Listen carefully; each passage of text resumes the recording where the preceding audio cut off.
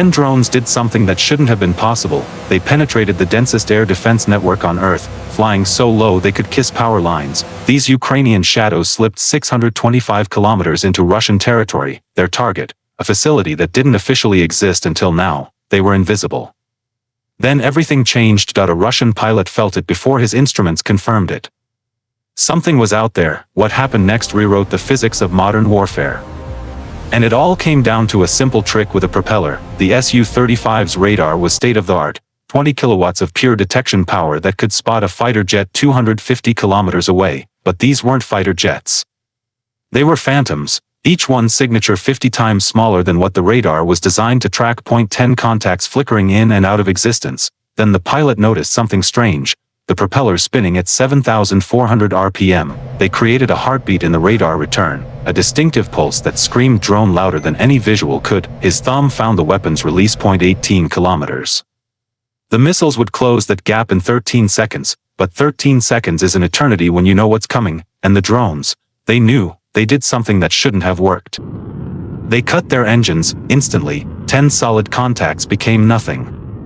The missiles were already committed, they were now hunting ghosts. Here's the physics that saved them. At 50 meters altitude, every radar pulse bounces off the ground, creating a mirror image. The missile sees two targets, one real, one ghost. The computer has 0.3 seconds to choose. It uses signal strength, but the ghost, reinforced by ground reflection, often appears stronger.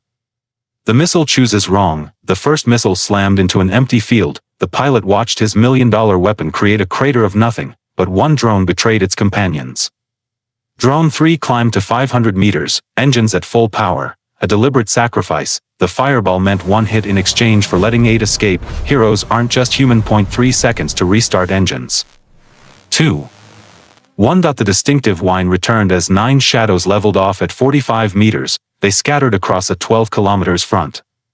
The math was against the pilot. 9 targets, 12 kilometers of separation, fuel for one more pass. That he needed 3 minutes to re-engage.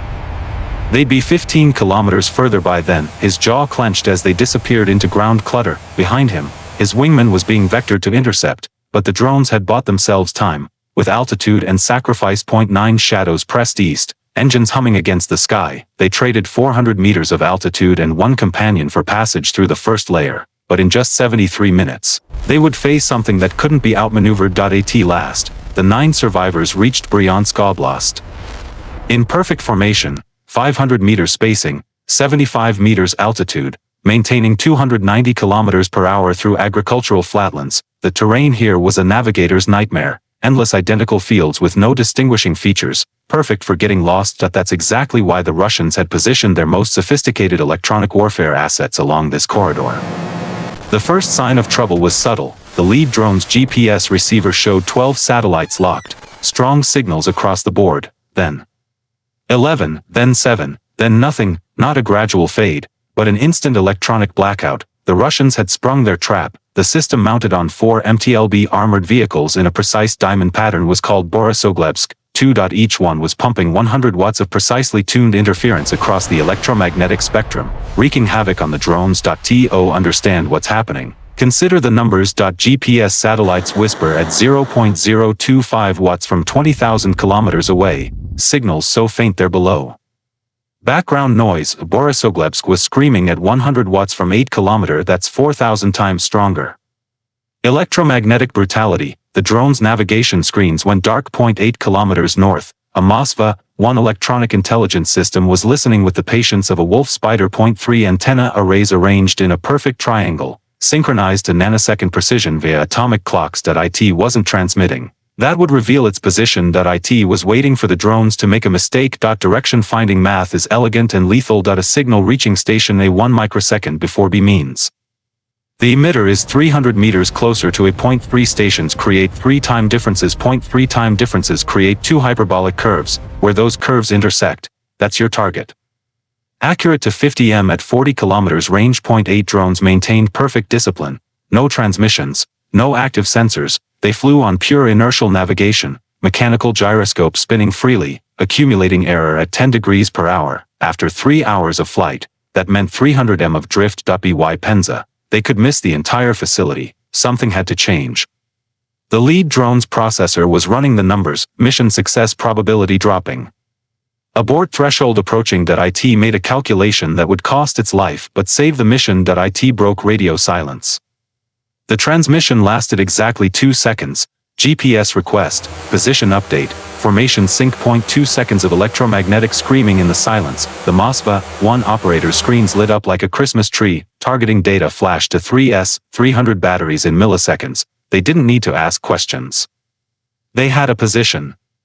They had authorization. 6 missiles were in the air within 8 seconds. The 48N6 missiles accelerated to Mach 5.5 to 2 kilometers per second, reaching the coordinates in 40 seconds. But the lead drone was already executing its plan perfectly. Bank left 45 degrees. Maintain for 10 seconds. Climb to 200 m while transmitting continuously. .it was painting itself across every scope in western Russia. An electromagnetic sacrifice to save 8 others. The missiles arrived at empty air. Their proximity fuses found nothing but the ghost of a signal already gone. Warheads detonated in sequence. Shrapnel peppered empty fields. Meanwhile, 8 drones received the navigation update.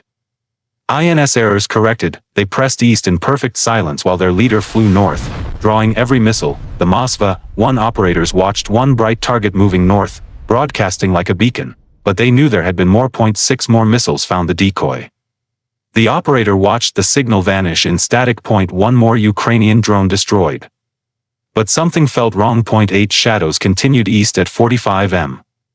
Their navigation true again. Thanks to 2 seconds of sacrifice, they thought they were invisible now, gliding through electronic darkness. They had no idea a completely different detection system had been tracking them for 6 minutes, one that didn't need radio waves at all. The 8 survivors entered Penza Oblast like ghosts, 30 m altitude, engines throttled back to minimum RPM. They defeated fighters, survived jamming, and now they were invisible. No radar, no radio, just mechanical whispers. That's what made the first missile launch so shocking. The 9M38 erupted from a forest clearing with no warning, no radar lock, no targeting laser, nothing, just the sudden roar of rocket motors. The system was 1B-75 Penicillin, an acoustic reconnaissance array listening for the last 12 minutes, originally designed to locate enemy artillery by sound. It represents a completely different detection mode. 8 microphones arranged in a precise geometric pattern, each sensitive enough to hear a drone at 12 km. Sound travels at 343 meters per second. That's the key. When a drone's whine reaches the array, each microphone records slightly different arrival times. The computer triangulates, building a 3D map of every sound source in its zone. Every engine has an acoustic fingerprint, a fundamental frequency plus harmonics like DNA. The Chinese engines in these drones ran at exactly 7,400 RPM. Penicillin had been trained on captured drones.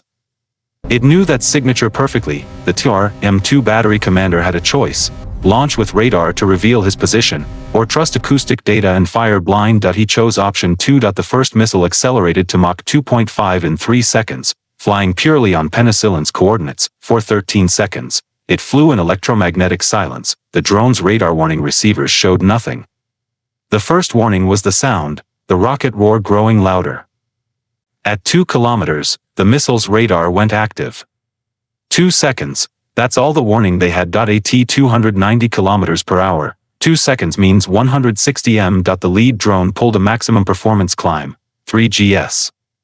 The wings flexed any harder and they'd snap. The proximity fuse triggered at 47 m. The warhead designed for helicopters expelled 3,500 tungsten cubes at 21 m/s. The lead drone became aluminum confetti in a third of a second. But its fate saved the others. The second missile found the drone scattering. Now they executed random throttle changes. 50%, 100%, 70%, 40%. The constantly shifting engine notes destroyed Penicillin's firing solution. It needed consistent sound to track. The third missile went active too early. A software glitch. That extra 2 seconds of warning meant survival. 3 drones dove to 5 meters over farmland, skimming above wheat and irrigation ditches. So low their prop wash lifted dust, the missile couldn't follow. Its minimum engagement altitude was 10 meters. It detonated harmlessly above them. The fourth missile found drone 7, lagging behind. A direct hit. 6 survivors pressed east at maximum throttle. Now stealth was pointless. The Russians knew exactly where they were. Speed was their only defense. Every second meant 80 m closer to target. 47 kilometers remaining. 290 kilometers per hour. 9.7 minutes to impact. the Penicillin operator was already relaying their trajectory. 6 drones, bearing 247, below 50 m, arrival in 9 minutes. The facility's defenders had just enough time to prepare something special. Something that would turn the drone's own sensors against them. 6 Ukrainian drones approached JSC radios avid from the southwest. 40 hectares of industrial buildings, parking lots full of cars, windows reflecting sunlight. The day shift was at full production. 300 workers manufacturing the Poliana D4M1 command systems that coordinated Russia's entire Western air defense network. Then everything went insane. The facility's last line of defense wasn't guns or missiles. It was Pol 21 GPS spoofing. 4 transmitters arranged around the complex, each pumping 500 watts of fake GPS signals. This wasn't simple jamming. It was deception, broadcasting perfect GPS data, just wrong. Every signal showed the drones 3 kilometers south, 500 m higher, traveling east instead of north. The computers couldn't tell the difference. The spoof signals were stronger and cleaner than real ones. Visual sensors showed the facility ahead. GPS showed empty farmland. Inertial navigation said continue straight. Magnetic compass agreed. GPS screamed, turn 90 degrees right, climb 500 m, fly away. The autopilot began oscillating, trying to reconcile impossible data. Wings rocked left and right as conflicting commands fought for control. The artificial horizon showed level flight while visuals showed a 30 degrees bank.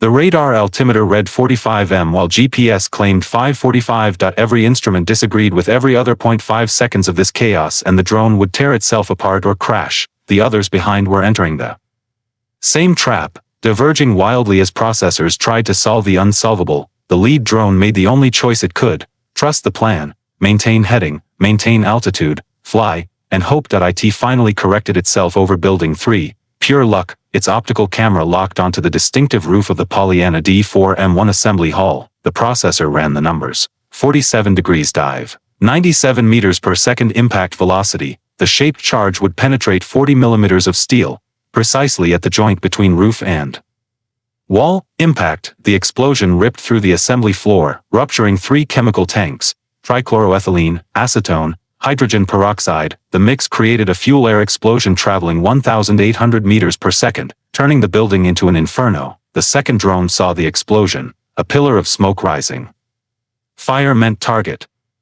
It dove. Building 7 took a direct hit. The third, fourth, and fifth drones arrived simultaneously from different vectors, all targeting the heat plume. 1 hit a transformer station, creating an EMP that crashed every computer within 500 m. 2 struck the component warehouse, igniting 6 months of lithium batteries. The sixth and final drone arrived late.